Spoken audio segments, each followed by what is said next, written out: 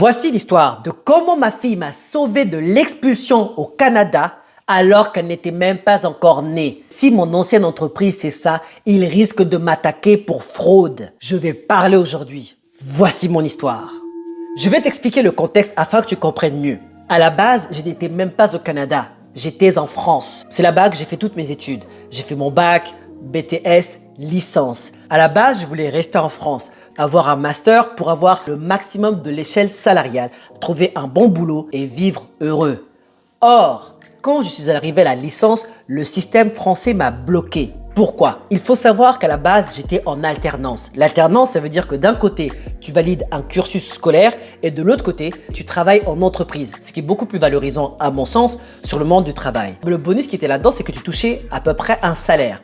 À peu près 80% d'un SMIC, dépendamment de l'entreprise. Ce système n'est valable que jusqu'à l'âge de 26 ans. Parce qu'à l'âge de 26 ans, on arrête de te subventionner. Donc, ce qui fait que les entreprises n'ont aucun intérêt de travailler avec une personne pour laquelle ils ne reçoivent pas de subvention quand il peut avoir quelqu'un d'autre qui est subventionné. C'est normal. Donc, je leur en veux même pas. Je me suis dit, une licence, c'est pas rien. Je vais commencer à chercher un travail.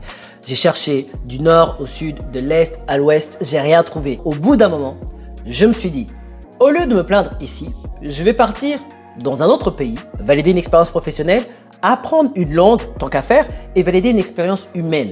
Ça, c'était mon but de base. J'ai commencé à chercher et très rapidement, je suis tombé sur deux options. L'Australie et le Canada. J'ai envoyé mon CV au Canada et en Australie. Les premiers à avoir répondu assez rapidement, c'était le Canada. J'avais trouvé un boulot dans un centre d'appel qui vendait des solutions informatiques. Ce boulot commençait à 12 $ de l'heure. Quand ils m'ont embauché, ils m'ont fait un contrat qui s'appelle un jeune professionnel. Le jeune professionnel, c'est quoi? C'est quelque chose qui te donne l'autorisation de travailler que pour un seul employeur. C'est-à-dire que si tu te fais renvoyer de cette entreprise ou si tu démissionnes de cette entreprise, tu n'as plus de statut au Canada. Donc, tu es dans l'obligation de rentrer en France. Sinon, tu es dans une situation illégale et tu peux te faire expulser. Ce qui a bien failli m'arriver d'ailleurs. Mais on y arrive, on y arrive. J'étais super content quand j'ai reçu ça. J'étais tellement content. À l'époque, j'en ai parlé avec ma conjointe. Ça faisait à peine un an qu'on était ensemble, je crois, 1 an et demi. Et on a trouvé que c'était une bonne opportunité pour tous les deux. Donc, on est parti, on est arrivé. Et dès le début, je voulais faire les choses en grand, je voulais casser la baraque. Faire des ventes, être le meilleur vendeur, avoir des commissions, être promu chef d'équipe. Je me voyais déjà en haut de l'affiche. Je me disais déjà, ok, je vais être le boss. Quand tu joues le jeu, c'est pas pour perdre, c'est pour gagner. Donc, c'est ce que j'ai fait. Il y avait une période de formation de quelques semaines. Et ensuite, tu commences à faire tes projets, etc. Mais attends. À quel moment on t'a expulsé, toi? On attend, nous. Doucement, j'y arrive. Donc, j'ai commencé à travailler dans cette compagnie. J'ai fait une période de formation où on nous apprenait les techniques, la vente au téléphone. Et une fois qu'on a fait la formation, du coup, on était maintenant comme tous les autres employés et on devait maintenant faire des ventes. Les objectifs de vente, c'était lesquels? Il fallait faire à l'époque un minimum de 4 à 5 ventes par semaine, c'est-à-dire une vente par jour. Ils ont commencé à voir que bon, ça fait un moment que tu es dans cette compagnie, peut-être, ça fait peut-être 2 mois, 3 mois, je ne sais pas. Tu es censé maintenant atteindre ce ratio. Comme dans toute compagnie, ce sont les éléments les plus nuls qui sont les plus visibles. C'est-à-dire qu'il y a des personnes qui vont peut-être pas faire non plus des choses de fou, etc. Mais vu qu'ils font leur objectif, on va pas les regarder, on va pas forcément les calculer. On voyait les tableaux de tous ceux qui avaient produit ou pas. On voyait les plus nuls, c'est-à-dire ceux qui n'avaient pas produit. Celui ou celle qui était toujours le dernier, c'était cette personne-là qui était dans le viseur. On m'avait dit ça à l'époque et j'avais vu qu'il y avait une personne qui était souvent le dernier. Donc, ce qui s'est passé, c'est quoi? On va t'écouter pour savoir si tu fais toutes les procédures qu'on t'a enseignées bien. On va voir avec ton responsable d'équipe pour être sûr que tu sois rentable parce qu'on ne peut pas non plus te nourrir pour rien et te donner simplement de l'argent n'est pas une œuvre de charité. On va te donner par exemple 2 semaines pour faire un nombre d'objectifs. Si tu ne fais pas tant de projets en 2 semaines, tu es renvoyé. Donc la personne signe le papier, quand c'est fini, boum, tu es renvoyé. Maintenant, vous connaissez ce contexte-là. Et nous, quand on est arrivé au Canada, à peine 2-3 mois après qu'on soit arrivé, après un retour de Niagara, ma femme m'annonce qu'elle est enceinte. Et à ce moment-là, j'ai entendu la musique de Jumanji dans ma tête.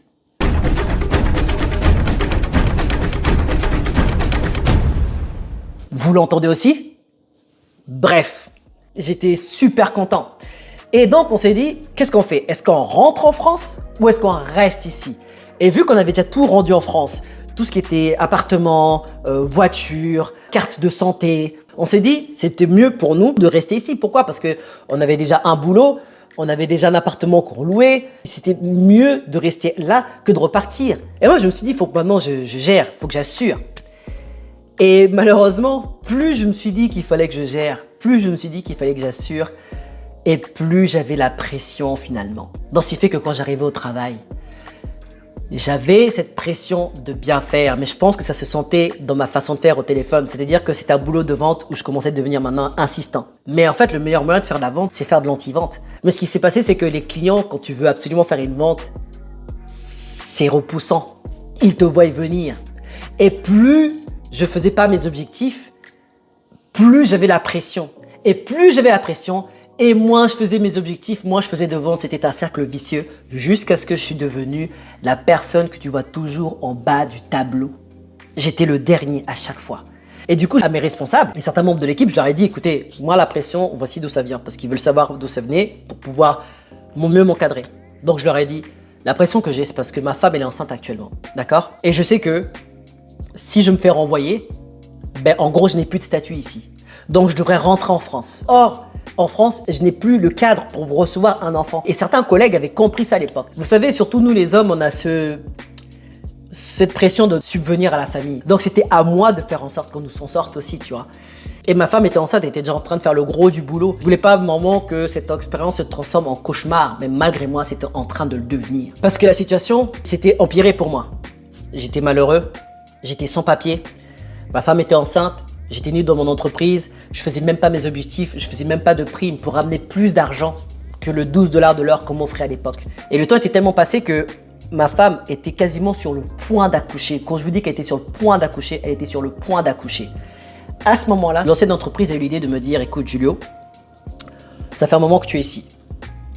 Là maintenant, on va te donner par exemple 2 semaines pour faire un certain nombre de projets. Si tu fais pas ces projets-là, out. Cet ultimatum-là, je ne l'avais pas rempli. Je sais que je ne l'avais pas rempli. Et là, on était à la fin de la semaine de mon ultimatum. Et je sais que eux, dans leur processus, ils viraient les gens tous les vendredis. S'ils devaient virer. Alors le vendredi, ils t'appellent dans l'après-midi, ils te font ça dans le bureau, ils t'expliquent le pourquoi, du comment, etc. Tu prends tes affaires, tu t'en vas. D'accord? Et là, je me suis dit, mais c'est pas possible parce que ma femme était enceinte jusqu'au cou. Et là, je le savais, je le sentais, j'avais un pressentiment. Je me suis dit, là, je sens qu'on va me renvoyer. Là, vendredi, là, on va me renvoyer. Et on était jeudi. J'avais la pression, je pense que j'ai jamais fait autant de tension de ma vie. J'ai parlé avec ma conjointe, elle était déjà à terme. Et je me suis dit, mais si elle accoucherait par exemple aujourd'hui, ça aurait été quelque chose par exemple qui m'aurait sauvé. Si ma femme accouche, moi je pars en congé. Comment ça se passait au Québec à l'époque quand tu venais d'avoir un enfant en termes de congé? Il faut savoir que ici, il y a beaucoup plus de congés maternité, paternité, parentaux. Je vous explique. Quand les parents viennent d'avoir un enfant, ils ont en tout 52 semaines de congés parentaux. Le père, il a 1 mois et 1 semaine. La mère, elle a 4 mois et demi. Le reste est à se partager entre eux. En général, c'est la mère qui prend le reste du congé parental et qui en dispose. Après, elle peut en partager plus à son mari. En fait, ce qui s'est passé, c'est que je me suis dit, mais attends, si ma fille ou moi serait née, ça m'aurait sauvé. Parce que, je vous rappelle, si eux me renvoient, je n'ai plus de statut légal au Canada. Je suis dans l'obligation de rentrer. Si je ne rentre pas parce que je ne pouvais pas rentrer à ce moment-là, on m'aurait expulsé. D'accord? Et ça, c'est quelque chose, c'est un film qui s'appelle Friday de Ice Cube. Je ne sais pas si vous l'avez déjà vu. Dites-moi si vous connaissez ce film dans les commentaires. C'est qu'il se fait renvoyer pendant qu'il est en congé. Et son père, il vient se moque de lui. Il dit, mais il faut vraiment être nul pour se faire renvoyer pour le jour de ton congé parce que tu ne peux pas te faire renvoyer pendant que tu es en congé. Quand tu n'es pas là, on ne peut pas te renvoyer. Et ça, je le savais. Et j'ai dit à ma femme, tu sais quoi? Je sais que notre enfant aurait pu naître à tout moment. Et si ça serait né, elle m'aurait sauvé. Ça aurait sauvé la situation. Ça donne un répit de se retourner, de savoir quoi faire, de faire ses papiers. Parce que moi, j'étais en train de faire mes papiers en même temps. Et les papiers à l'époque s'appelaient le PEQ, Programme Expérience Québec, qui peut arriver sur la résidence permanente. Et si tu as la résidence permanente, là, tu es sauvé parce que tu peux maintenant travailler partout au Canada. C'est ça qui se passait. Je disais, mais je ne veux pas forcer les choses. De toute façon, je peux pas, je suis pas Dieu. Et là, ça manquait que quelques jours, même pas. On était dans la période où on pouvait naître à tout moment. Et donc, qu'est-ce qui s'est passé? On était jeudi. Écoutez bien, le jeudi, je dis à ma femme, je le sens pas, je sais qu'on va me renvoyer demain. Je sais que demain, on va m'appeler au bureau pour me dire, stop, merci beaucoup, c'est gentil. Et là, je serai dans une merde internationale. J'ai dit à ma femme, tu sais quoi, c'est pas bien ce que je vais faire, mais les anciens collègues, ils savent pas ça. Hein. Et mon boss, mon ancien boss, il sait ça, il va être vénère. Il va m'attaquer pour fraude, c'est sûr. En tout cas, il y a beaucoup de personnes qui pourront plus faire cette technique-là, je peux vous le dire. Je lui ai dit, demain matin, vers 10, 11 heures, quand je suis en train de faire mon projet, appelle-moi. Fais comme si tu étais en mode contraction. Wow! Moi, je vais partir du travail. Elle me dit, oui, mais après, tu vas partir. Mais qu'est-ce que tu vas faire après? Parce que je ne vais pas accoucher. C'est pas prévu que j'accouche comme ça. Si tu pars là, comment tu feras pour lundi? J'ai dit, écoute, gérant un souci à la fois. Le reste, j'aviserai par la suite. Le but, c'est de gagner du temps. On veut acheter du temps maintenant. Je lui ai dit, à 10 heures, appelle-moi. J'aurai mon téléphone, je décroche, je ferai mes campagnes. Elle me dit, ok. À la base, en plus, ma conjointe, elle aime pas mentir. Elle sait pas mentir. Hein. Mais là, c'était cas extrême force majeure parce que tous les jours, ça trottait dans nos têtes et on pensait qu'à ça. Si on se fait expulser avec un bébé dans les bras, mais laisse tomber l'histoire. Donc, j'arrive à l'entreprise. J'ouvre mon PC. Je savais que j'allais pas faire mes objectifs. Je sais que je suis cœur vaillant, rien d'impossible. Mais là, il y avait trop. Je savais que je l'aurais pas fait. Je m'assois, je fais ma matinée, etc. Vers 10 heures maintenant. Mon téléphone, il sonne. C'est ma conjointe. Je décroche. Elle, quand elle parle, elle me dit, écoute, ben voilà, ben je t'appelle comme prévu. Et moi, je fais, quoi? Maintenant? Contraction? C'est vrai? Ouah! Et puis je fais le mec, ouah, mais qu'est-ce qui se passe? Ouah, contraction, ouah, moi, mon enfant, ma fille, ouah! Mes collègues, yo, Julio! Mon responsable, je vois encore, vas-y!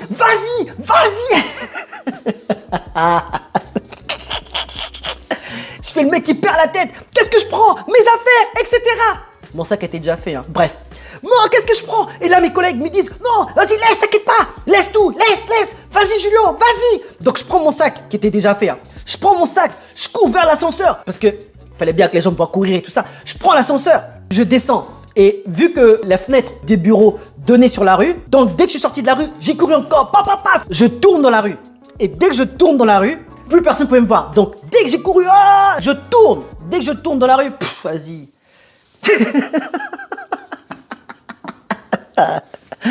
Dès que j'ai tourné là, j'ai dit, vas-y, allez. J'ai marché, tac, tranquillement. J'ai pris le métro, je suis rentré à la maison. Je suis désolé, que Dieu me pardonne. Donc, je suis rentré.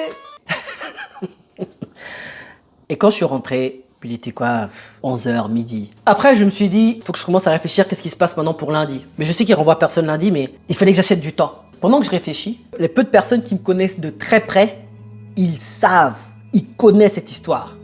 J'invente pas, vérité. Maintenant, dans l'après-midi où je suis rentré du bureau, ma conjointe me dit qu'elle a des grosses contractions. Grosses contractions. Tiens, c'est bizarre. Et moi, je me suis dit peut-être que c'est une fausse alerte. Ce même jour-là, on appelle la maternité. Ils nous disent, venez. C'est que c'est le moment.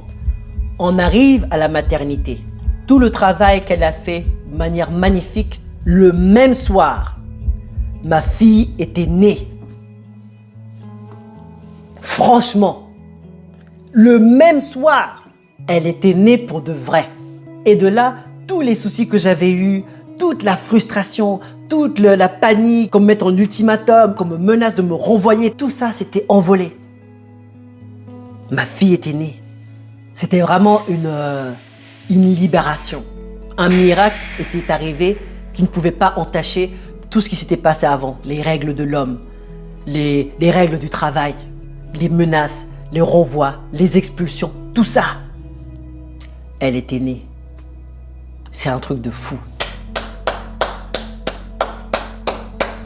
Dieu est grand. Le truc qui est fou, qu'il faut savoir, c'est que si jamais j'étais resté dans cet après-midi, parce que ma fille est née le soir, si j'étais resté dans cet après-midi, on m'aurait renvoyé avec un enfant qui serait né dans la soirée. Donc le fait que je sois parti et que ma fille soit née réellement, c'est ça qui m'a sauvé. Et je vous explique exactement maintenant, d'une manière administrative, pourquoi ça m'a sauvé. Quand je suis parti prématurément le matin, on n'a pas pu me renvoyer. D'accord? Une fois que ma fille était née, du coup, moi, bien sûr, j'ai posé mes congés. J'étais en congé pendant 5 semaines. Et maintenant, ce qui s'est passé, c'est qu'ici au Québec, quand la femme elle a 1 an de congé maternité, elle peut partager ses congés avec son conjoint. C'est-à-dire qu'elle peut te donner 1 mois, 2 mois, 3 mois, elle peut garder 6 mois et toi te donner, toi le conjoint, 6 mois. Donc ce qui s'est passé, c'est qu'elle s'est dit, ok, vu qu'on va repousser le plus possible cette date où je veux revenir pour pas me faire renvoyer, non seulement je vais prendre mes 5 semaines de congé paternité, mais ma conjointe m'avait donné 3 mois. Et pendant ces 3 mois-là, vu que j'avais fait tous mes papiers au Québec, toute ma réglementation, j'étais éligible pour compléter mes démarches de résidence permanente qui commençaient par le PEQ, Programme d'Expérience Québec. Et ça, c'était mon employeur qui devait me le donner. À l'époque, pendant que j'étais en congé, j'ai demandé ces papiers à l'employeur. Cet employeur, il n'a pas été embêtant ou trop demandant ou quoi que ce soit. Il m'a simplement donné le papier. J'ai récupéré le papier, j'ai fait mes demandes. Grâce à ça, j'ai pu rester au Canada. Le reste appartient à l'histoire. Ce que je voudrais dire à toutes les personnes qui regardent cette vidéo, qui veulent changer de pays, qui veulent arriver au Canada ou dans un autre pays, fais attention quand tu immigres, quand tu pars à l'étranger dans un permis fermé ou dans un statut précaire. Parce que tu ne travailles pas pour vivre, tu travailles pour survivre. Et vous voyez comme ça s'est passé avec moi. La peur de perdre un travail, un statut, te met dans un mode animal où tous les coups sont permis. Dans mon cas, tu ne peux pas performer quand tu as une épée Damoclès au-dessus de la tête. Et Dieu sait qu'à la base, je ne suis pas un mauvais employé. C'est que je travaillais avec la peur d'être expulsé et de mettre ma famille à la rue. Après, je ne dis pas que voici ce que j'ai fait, il faut exactement faire comme moi. Mais voilà ce que la pression peut te pousser à faire. Vous voyez, des fois, ça se joue à 1 ou 2 journées près. Parce que tu veux juste gagner du temps. Comme quand j'ai trouvé l'idée de dire que fais en sorte que tu as la naissance aujourd'hui, que tu accouches aujourd'hui. Même si ça va me sauver que pour un week-end, on va aviser la semaine prochaine. On va voir ce qui se passera après. Prenons des décisions des fois qui nous arrangent sur l'instant, sur le moment. L'objectif des fois, c'est ne pas de gagner aujourd'hui, mais c'est de ne pas perdre aujourd'hui pour pouvoir jouer demain. J'ai gagné cette journée et cette journée a changé ma vie. Et en réalité, ma fille ne m'a pas sauvé. C'est la responsabilité qui m'a transformé.